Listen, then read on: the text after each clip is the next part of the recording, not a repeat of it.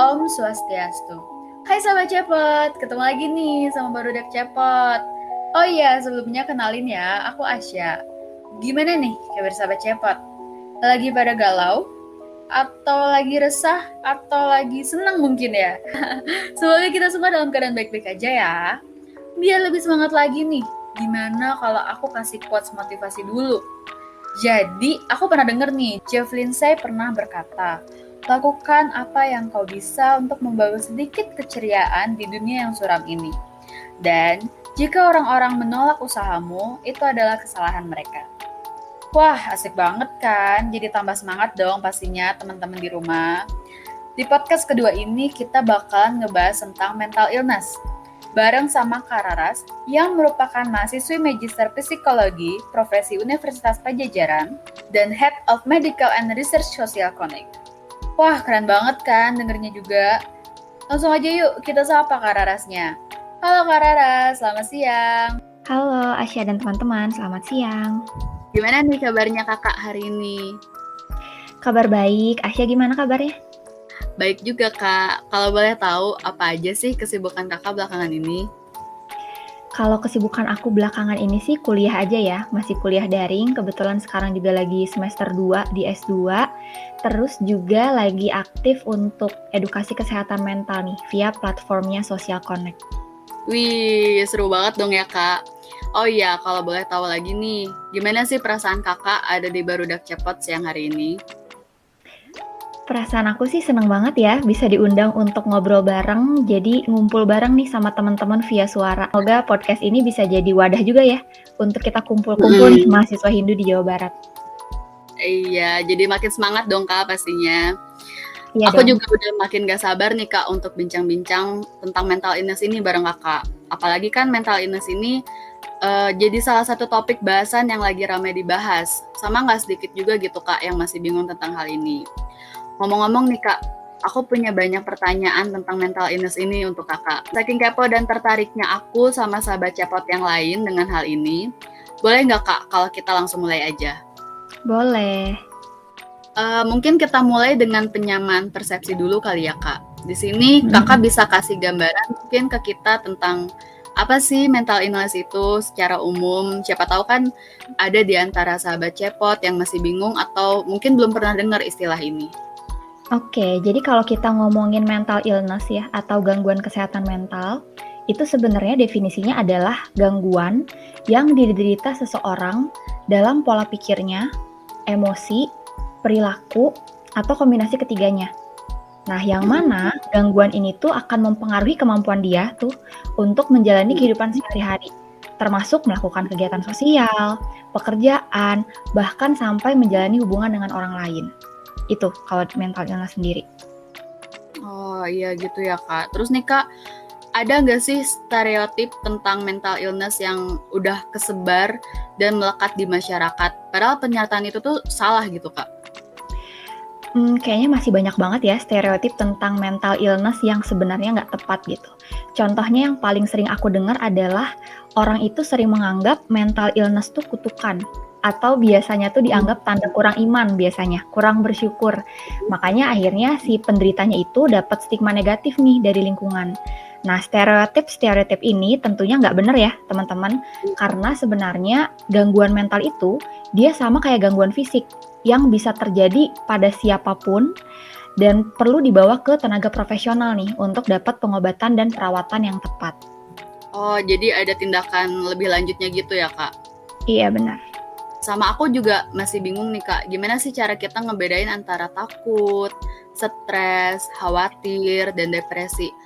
Atau itu tuh semua 4 hal yang sama? Atau gimana kak? Oke, istilah-istilah itu mungkin juga yang sering kita dengar ya. Kalau ngomongin tentang kesehatan mental, sebenarnya itu keempatnya adalah hal yang beda. Kalau stres, itu adalah reaksi seseorang, baik secara fisik atau emosional, ketika dihadapkan dengan sesuatu yang dianggap menantang atau mengancam, yang akhirnya mengharuskan si orang tersebut untuk menyesuaikan diri. Nah, kalau takut itu adalah sesuatu yang kita rasain pas bencana atau bahayanya tuh udah ada di depan mata. Itu takut. Nah, takut ini seringkali istilahnya apa ya, digunakan sama gitu ya dengan khawatir atau cemas. Padahal kalau khawatir, itu tuh reaksi kita ketika bencana atau bahayanya tuh belum terjadi. Jadi kita udah khawatir duluan gitu, padahal belum kejadian. Nah, yang terakhir tuh kalau ngomongin depresi, kalau depresi itu dia udah masuk ke gangguan mental sih, Sya. Jadi dia tuh adalah gangguan suasana hati yang biasanya tuh ditandai dengan perasaan sedih yang mendalam dan berlangsung lebih dari 2 minggu biasanya. Kan dari keempat itu ya Kak, jenis penyakit mental yang perlu kita ketahui itu apa aja sih Kak, biar kita bisa jaga-jaga gitu. Kalau untuk penyakit mental sendiri biasanya dibagi ke beberapa kategori nih, Asya dan teman-teman. Yang pertama ya, ada yang namanya gangguan suasana hati. Nah, kalau ini biasanya tandanya tuh ada perasaan sedih berkepanjangan, atau ada juga periode yang bahagia atau penuh energi gitu ya selama beberapa waktu, atau ada perubahan ekstrim dari perasaan yang sangat bahagia ke sangat sedih. Misalnya depresi atau bipolar, itu contohnya. Terus yang kedua ada juga yang namanya gangguan kecemasan. Nah, kalau ini biasanya gangguan di mana rasa cemasnya itu berlangsungnya konstan dan sampai melumpuhkan fungsi seseorang itu untuk berfungsi sehari-hari. Terus yang ketiga itu ada juga yang namanya gangguan kepribadian. Nah, kalau ini tuh ketika ada seseorang yang dia punya pola pikir, perilaku, dan emosi yang nggak fleksibel. Jadi dia tuh susah gitu untuk mengubah perilaku atau untuk beradaptasi dengan situasi yang berbeda. Bahkan untuk ngejalin hubungan dengan orang pun dia susah gitu. Contohnya orang-orang yang mengidap antisosial atau paranoid. Kemudian kita lanjut lagi yang keempat, ada juga yang namanya gangguan psikotik. Nah, kalau psikotik ini mungkin yang paling sering didengar dan paling banyak dapat stigma juga, karena ini adalah kelompok penyakit yang membuat seseorang itu jadi susah membedakan realitas. Biasanya si penderitanya tuh jadi ngalamin yang namanya halusinasi. Itu tuh dia melihat atau mendengar hal-hal yang sebenarnya nggak nyata, atau dia mengalami delusi. Nah, kalau delusi itu dia meyakini hal-hal yang nggak sesuai dengan keadaan sebenarnya. Kalau gangguan psikotik ini biasanya ada di pasien skizofrenia. Nah, ini yang paling banyak juga tuh kalau teman-teman lihat di film ya. Kemudian yang kelima, itu ada yang namanya gangguan makan. Kalau ini sih terkait dengan penyimpangan dalam perilaku dan kebiasaan makan ya. Contohnya anoreksia nervosa, bulimia, terus juga kalau teman-teman pernah dengar binge eating, jadi yang makan berlebihan gitu kan. Itu juga masuknya gangguan makan. Terus yang terakhir mungkin ada yang namanya gangguan jiwa terkait trauma. Nah, kalau ini biasanya tuh timbul dari pengalaman traumatis sih. Biasanya tuh penganiayaan, pelecehan seksual, perkosaan, bencana alam, kematian orang tercinta juga bisa, dan banyak lagi. Nah, kalau ini biasanya si penderitanya tuh bisa punya ingatan kilas balik gitu yang berkepanjangan dan mimpi buruk pun biasanya terkait dengan hal-hal yang mengguncang yang pernah dia alamin, dan contoh gangguannya itu PTSD atau Post Traumatic Stress Disorder. Nah, itu mungkin ya jenis-jenis gangguan kesehatan mental yang perlu teman-teman tahu. Aku juga sering dengar nih Kak, terus teman-teman lain juga pasti sering banget nih dengar tentang bipolar. Bener gak sih kalau bipolar itu salah satu penyakit mental yang paling umum dan salah satu penyebabnya itu adalah faktor keturunan, bener gak sih Kak? Bener itu, bipolar adalah salah satu gangguan kesehatan mental yang umum ya saat ini. Mungkin ada juga gangguan yang lain, tapi sebenarnya belum diketahui secara pasti nih, apa sih yang menjadi penyebab si bipolar ini. Tapi emang ada beberapa faktor yang dari ilmuwan sih diyakini mungkin bisa menimbulkan penyakit bipolar. Nah, salah satunya emang ada faktor keturunan atau genetik. Kalau dari penelitian sendiri emang ditemukan bahwa gangguan ini tuh lebih sering terjadi pada orang yang punya keluarga tingkat pertama kayak saudara kandung atau orang tua gitu ya, dengan kondisi yang serupa. Nah, tapi ada juga penyebab lainnya. Bisa karena ketidakseimbangan neurotransmitter di otak, gitu ya, bahan-bahan kimia di otak, atau bisa juga karena ada pengaruh dari lingkungan sosial. Aku pernah dengar sih Kak, kalau penyakit bipolar itu ada yang namanya fase manik, mixed episode, dan depresi. Nah, itu tuh periode yang seperti apa dan bagaimana bisa terjadinya Kak? Kalau seseorang yang mengalami gangguan bipolar, itu emang dia biasanya bakal ngalamin perasaan emosional yang hebat. yang terjadi di satu periode tertentu itu dikenal dengan episode gitu. Nah, setiap episode ini dia tuh biasanya menunjukkan perubahan drastis dari suasana hati dan perilaku normalnya si orang tersebut. Nah, episodenya itu ada 2, ada yang pertama tuh mania dan hipomania, yang kedua tuh ada depresi. Kalau mania dan hipomania ini tuh sebenarnya 2 episode yang beda sih, tapi dia punya gejala yang sama. Mania tuh biasanya dia akan lebih parah dari hipomania dan biasanya dia menyebabkan masalah tuh yang lebih nyata gitu di kehidupan sehari-hari. Nah, contoh nih gejala gangguan bipolar yang muncul pas lagi episode mania itu adalah si penderitanya jadi terlalu bahagia, berenergi, bersemangat gitu ya. Kadang dia kalau ngomong tuh cepet banget dan jadinya mengubah topik pembicaraan gitu dari satu topik ke topik lain. Dia tuh biasanya ngerasa pikirannya tuh berpacu gitu ya. Dia berpikir bisa melakukan banyak hal sekaligus, bahkan gak jarang dia akhirnya membuat keputusan yang buruk pas dia lagi di episode mania itu. Tapi ini tuh bahagianya bukan emosi bahagia ya, tapi ada energi yang berlebihan yang akhirnya tuh membuat dia sulit untuk bertahan di satu kegiatan. Karena saking banyaknya energinya, dia jadinya kayak lompat-lompat gitu di kegiatannya. Oh gitu. Terus bahkan buruknya tuh bisa membuat dia jadinya misalnya makan minum berlebihan, ngabisin banyak uang gitu ya, belanja tuh nggak pakai mikir karena langsung belanja gitu ya. Bahkan juga pergaulan bebas juga yang sembrono gitu. Nah itu kalau dia mania, makanya perlu dikelola juga. Nah terus di episode yang kedua itu ada juga yang namanya depresi. Nah kalau ini tuh kebalikannya gitu. Kalau episode depresi ini sih sebenarnya termasuk ciri-ciri gangguan bipolar yang cukup parah ya. Karena dia itu bisa menyebabkan si penderitanya tuh sulit untuk ngejalanin kegiatan sehari-hari kayak bekerja, sekolah, atau melakukan kegiatan sosial. Karena gejalanya tuh kayak dia tuh pas lagi di episode ini nih, dia jadi merasa sedih banget gitu ya, khawatir, hampa, putus asa, kehilangan minat gitu untuk melakukan kegiatan yang biasanya dia sukain, sulit konsentrasi, bahkan sampai ada pemikiran untuk menyakiti diri sendiri. Nah itu sih mungkin episode-episode yang terjadi pada orang-orang yang bipolar. Serem banget ya berarti kalau depresi sampai nyakitin diri sendiri. Selanjutnya nih Kak, kan kita tahu nih kalau manusia itu punya kecenderungan sama hal-hal yang bisa membuat kita tuh seneng. Jadi kita tuh suka kadang lupa realita tuh kadang nggak sesuai sama ekspektasi. Otomatis kan batin kita terluka gitu. Nah, gimana sih cara nanggapinnya dengan bijak? Karena kan kita juga nggak bisa ngehindarin realita ini Kak gitu. Kalau menurut aku sih kita perlu sadar dulu ya bahwa nggak semua hal itu ada dalam kendali kita. Nah, iya. Hal-hal yang bisa kita kendalikan itu kan sih cuma pikiran, perasaan, sama perilaku kita aja. Iya, benar Kak, iya. Jadi kalau ada nih terjadi hal di luar diri kita yang nggak sesuai kehendak gitu ya realitanya, menurutku kita perlu belajar untuk ikhlas sih. Belajar untuk nerima bahwa ya mungkin hal itu emang di luar kendali kita gitu. Iya, kita juga nggak akan bisa tahu ya orang bakal responnya kayak gimana ke kita ya Kak. Iya benar.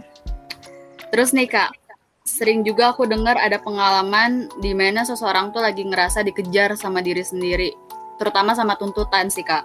Jadi kayak seharusnya nih di umur aku segini 20 harus udah punya segini, udah punya kayak gini.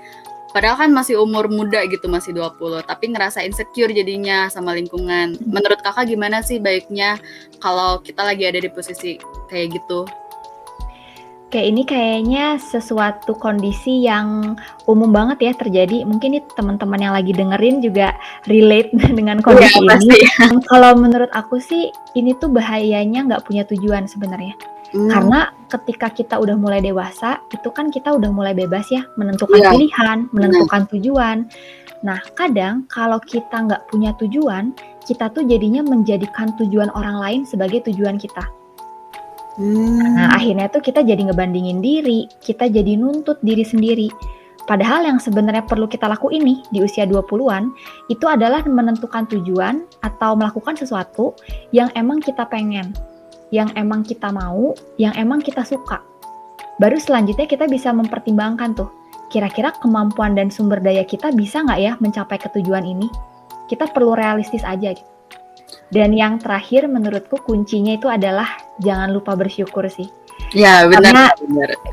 aku tuh ngerasa kita udah hebat banget loh gitu bisa sampai di titik ini. Iya. Jadi ya jangan lupa apresiasi setiap progres yang kita buat, karena small progress is still a progress, supaya kita bisa semangat lagi gitu untuk lanjut lagi. Jadi kita nggak boleh ya Kak ngikutin apa kata orang, mending kita sendiri yang nentuin mau kayak gimana ya Kak. Betul. Ya, selanjutnya nih Kak, gimana kalau kita ngerasa lagi kesulitan membedakan perasaan yang lagi sedih? Jadi maksudnya kita tuh lagi hampa, jadi nggak bisa ngebedain sedih, seneng, susah. Dan di samping itu jatuhnya kan jadi suka nyakitin diri sendiri gitu Kak, biar bisa ngerasain gimana sih rasanya sakit. Menurut Kakak itu sebenarnya kenapa sih Kak? Ini juga salah satu yang menarik nih, karena mungkin teman-teman juga pernah ngerasain ya ketika kita lagi hampa, kita tuh kayaknya nggak bisa ngerasain sensasi lain. Nah, kalau dari yang aku pahami sih kadang ya, yang bikin kita nggak bisa merasakan emosi lain nih pas lagi hampa, itu karena fokus atau perhatian kita tuh tertuju hanya pada perasaan hampa itu aja. Jadinya kita nggak peka sama apa sih yang lagi ada di sekitar kita saat ini. Iya. Nah, menurutku sendiri sih ya, dibanding kita nyakitin diri, mending kita coba teknik self-help atau teknik menolong diri sendiri, yaitu dengan berhenti dan dengarkan. Nah, hal yang didengarkan ini tuh bukan yang ada di dalam diri, tapi suara yang ada di sekitar misalnya.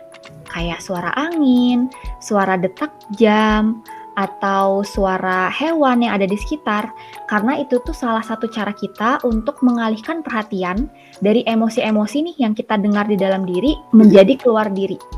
Jadi kita bisa lebih peka, karena kita mengalihkan fokus kita ke hal-hal lain yang terjadi di sekitar kita.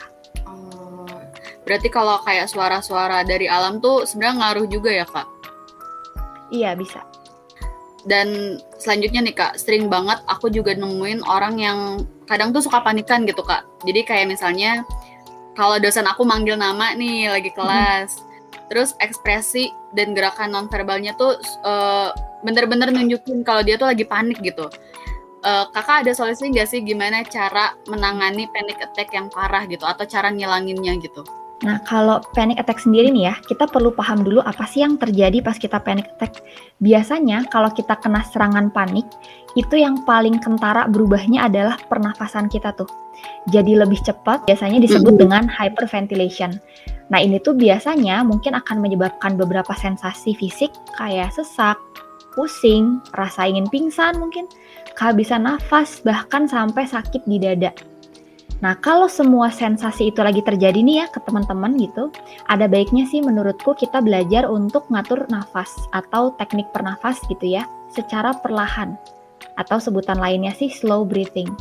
Misalnya kita bernafas seiring dengan jarum jam. Jadi biasanya kan kita nafasnya cepet tuh ya, nggak ada iramanya gitu. Nah, kalau ini kita bikin irama nafas kita itu sama kayak detik jarum jam. Jadi kayak untuk yang tadinya mungkin cemas banget gitu ya, jadinya hyperventilation. Nah, itu membantu kita untuk sedikit demi sedikit jadinya lebih tenang. Kita mengontrol lagi nafas kita. Jadi tiap orang tuh biasanya sensasinya beda-beda. Nah, ada yang misalnya sensasinya jadi ke otot gitu ya, ototnya jadi tegang-tegang. Ada yang sensasinya ke nafas, dan ada juga tadi yang sensasinya ke perut gitu, jadi nggak enak perut gitu. Nah, selain itu juga bisa sih untuk nyoba teknik relaksasi lain, misalnya kayak meditasi, yoga gitu ya, untuk mengurangi ketegangan nih. Pasti serangan paniknya lagi terjadi. Tapi kalau misalnya teknik-teknik ini tuh belum membuat kondisi kita membaik, menurutku jangan ragu sih untuk konsultasi ke profesional kesehatan mental gitu, untuk dapetin penanganan lebih lanjut. Oh, iya. Berarti solusinya paling ngatur nafas aja gitu ya Kak, biar tenang. Bagaimana sih Kak kalau ada kan yang namanya trauma gitu? Ada nggak sih Kak cara terampuh buat ngilangin trauma masa kecil yang sampai sekarang kadang kita tuh masih kebawa gitu? Kalau menurutku sendiri sih ya, nggak ada satu cara yang paling ampuh gitu untuk menghilangkan trauma masa kecil, karena itu adalah sesuatu yang pasti tetap terekam gitu di pikiran kita. Tapi salah satu yang bisa kita lakuin nih buat move on dalam hidup, itu adalah dengan memaafkan. Maafin diri kita yang nggak berdaya mungkin di saat itu. Maafin kejadiannya yang ada di luar kendali kita. Maafin juga orang-orang lain yang mungkin kurang tepat dalam bertindak di saat itu. Dari yang aku tahu sih, memaafkan itu emang ngebantu kita untuk mengurangi si intensitas rasa sakit yang kita rasakan ketika kita ingat kembali sama kejadiannya. Tapi lagi-lagi, kalau self-help ini belum membaik, teman-teman jangan ragu ya untuk konsultasi aja ke profesional kesehatan mental. Nah, kata orang-orang dan yang lain tuh kan ada yang bilang kalau kita tuh nggak boleh ngelakuin self-diagnosis gitu, Kak. Apalagi langsung googling atau nyelesain masalah sendiri yang kita lagi alami. Sebenarnya apa sih self-diagnosis itu? Apa bahayanya? Dan kapan waktu yang tepat untuk kita berkonsultasi kepada ahlinya agar kita tuh tahu dan nggak ngelakuin self-diagnosis itu? Kalau self-diagnose itu sebenarnya adalah diagnosis yang kita berikan ke diri sendiri tanpa konfirmasi dari profesional kesehatan mental. Nah, bahayanya karena bisa jadi diagnosis yang kita berikan ini tuh nggak akurat dan malah mengarahkan kita ke solusi atau penanganan yang nggak tepat. Jadi, kalau teman-teman nih ada yang ngerasain sesuatu yang nggak nyaman di diri sendiri, yang mungkin udah mempengaruhi kemampuan kalian dalam menjalani kehidupan sehari-hari, menurutku itu mungkin waktu yang baik tuh untuk dikonsultasikan ke ahlinya, supaya dapat diagnosa, dapat perawatan yang tepat sesuai dengan kebutuhan. Kira-kira gimana sih Kak pertolongan pertama untuk diri kita sendiri dulu sebelum kita konsultasiin ke yang lebih ahlinya, supaya kita nggak self-diagnose gitu Kak? Oke, kalau pertolongan pertama untuk diri sendiri sih biasanya mungkin bisa dengan self-help ya. Self-help tuh bantuan ringan atau bantuan sederhana yang bisa kita lakukan kalau kita lagi ngerasa nggak nyaman di dalam diri kita atau ada sesuatu yang udah dirasa ganggu kehidupan sehari-hari. Ada bisa dengan banyak cara sebenarnya. Ini aku coba share 5 cara aja ya. Nanti teman-teman bisa pilih mana yang paling cocok. Yang pertama itu teknik pernafasan, yang mungkin juga dari tadi udah kita singgung ya. Contohnya itu teknik 4-7-4. Jadi 4 hitungan menarik nafas, 7 hitungan menahan nafas, dan 4 hitungan mengeluarkan nafas. Itu yang pertama. Terus yang kedua, yang tadi juga udah sempat aku bahas, yaitu tentang berhenti dan dengarkan. Hal yang didengarkan itu bukan yang di dalam diri ya, tapi yang di sekitar. Terus selanjutnya yang ketiga itu adalah menggambarkan kekhawatiran. Nah, ternyata nih menggambar juga termasuk salah satu cara loh untuk ngeluarin emosi yang ada di dalam diri. Gambarnya nggak harus bagus-bagus teman-teman ya, penting memuaskan aja gitu bagi kita. Yang penting tersalurkan. Atau misalnya ada yang nggak suka gambar nih, bisa coba yang keempat, yaitu tempat favorit. Nah, kalau ini tuh salah satu teknik self-help favorit aku juga. Jadi caranya tuh dengan membayangkan tempat yang menimbulkan rasa senang bagi diri kita. Kita bisa ngebayangin ada di sana gitu ya, sambil tarik nafas, tenang, supaya perasaan senangnya tuh mulai masuk, menggantikan perasaan-perasaan negatif yang lagi kita rasain di saat itu. Nah, kemudian yang terakhir nih, yang kelima, itu adalah menulis akhir yang bahagia. Ini salah satu yang menarik yang sempat di-share oleh dosenku waktu itu. Jadi katanya menulis itu bisa ngebantu kita untuk ngeluarin berbagai pikiran negatif yang menuhin kepala. Teman-teman bisa coba untuk tulis cerita yang buruk tadi gitu ya, perasaan negatif yang lagi dirasain, tapi bikin ending yang happy. Nah, kata dosenku, sebetulnya tuh otak kita tuh bisa ditipu, teman-teman. Kalau kita ngebayangin yang bagus-bagus, image itu tuh akan tertangkap dan tubuh kita tuh akan bereaksi mengeluarkan hormon-hormon menyenangkan. Jadi hormon-hormon yang bikin sedih, marah, dan stres tadi itu bisa tergantikan. Gitu. Jadi silahkan dipilih aja mana yang cocok ya, karena tiap orang beda-beda. Teman-teman merasa nyaman aja setelah melakukan itu. Iya, benar-benar. Menurut kakak nih, gimana sih tingkat kesadaran masyarakat kita tuh terhadap kesehatan mental pada saat ini gitu Kak? Kalau menurutku sih perlahan masyarakat kayaknya udah mulai kenal ya, dan sadar juga nih tentang pentingnya kesehatan mental. Terbukti dengan banyak banget kegiatan bertema kesehatan mental yang diselenggarakan terutama di masa pandemi ini.